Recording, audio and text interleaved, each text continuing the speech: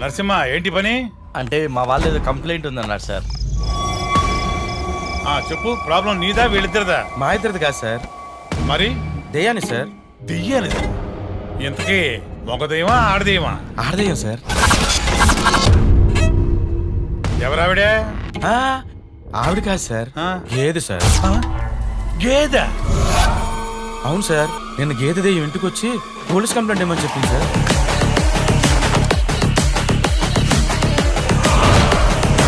ఇంతకీ ఏ లాంగ్వేజ్ లో చెప్పింది నా గేదె? అంబా అన్నారు సార్. అంబా అందా?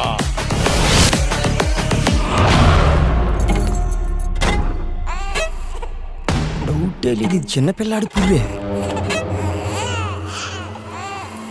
రే, ఇదివరకు నువ్వు ఓసారి నీడ పోయిందని స్టేషన్కి వచ్చి రిపోర్ట్ చేసావు కదా.